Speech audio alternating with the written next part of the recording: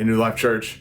Hey, today we're going to be talking about some truths about the fruit of the tree of the knowledge of good and evil. And I don't know about you, but for me, when I think about the times I've heard this story told and the different pictures I've seen that have portrayed this moment from the Bible, there's always like an apple, right? It seems like they're always snacking on like a Fuji or a Red Delicious. It was never a Granny Smith, but it's like this red apple that they're snacking on, and Eve takes a bite and hands it down, right? And we see this, and I always think about it being some sort of a fruit that I'm familiar with.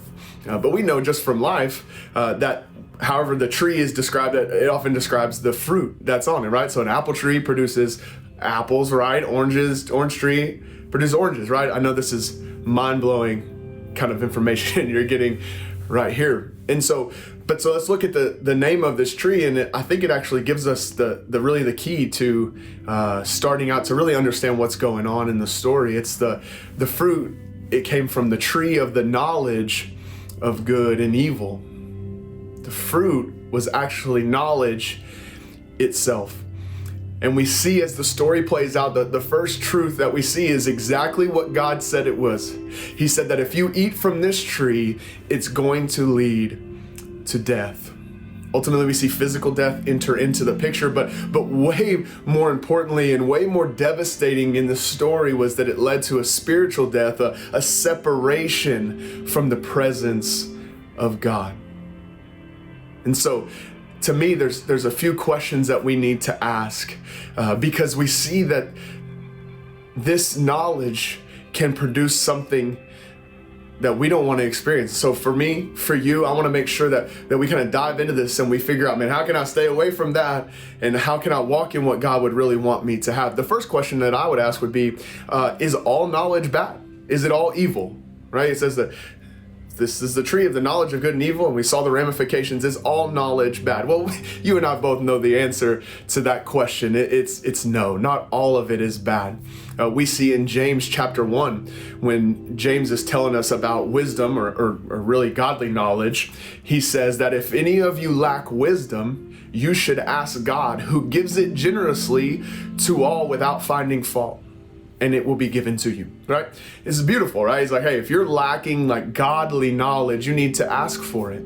We even see in Hosea chapter 4, verse 6, it says that people are destroyed for lack of knowledge, right? And so this gap of knowledge is causing people to be destroyed. And so the Bible is very clear that there is a type of knowledge that is beneficial, that is godly, but there's also a type of knowledge that is evil. And so the next question that we then ask is what makes knowledge good and what makes it evil? What's a type of knowledge that God would want us to have, and what's a type that He would ask us to steer clear of? And I think 1 Corinthians chapter 8, verse 1, it gives us a good indication of this. It says, we all possess knowledge, but knowledge puffs up while love builds up.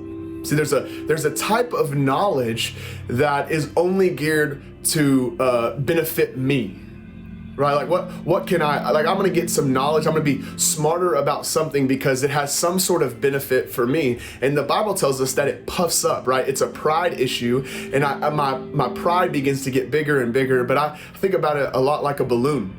Like I can see a balloon getting air and getting bigger and bigger and bigger, but it would take the smallest little point to pop that balloon and it goes back to nothing. See, knowledge gained for my own ambition, for my own purposes, it's much like that. In a moment, it could all just be gone and it doesn't have any standing to it. But we see that a knowledge that actually leads to love, it builds up. So rather than a balloon that can be gone in no time, we see it says it builds up like a building that is strong and it's fortified because it's founded on me knowing God more, me having a deeper relationship with Him. When it comes to knowledge, it's all about the motive behind it. It's all about the motive. James chapter 3 actually gives us a beautiful description of this. In verses 13 all the way through 18. But the main difference that we see is that one is totally geared at selfish ambition and envy on myself, and the other one, a godly wisdom, it's all about Him.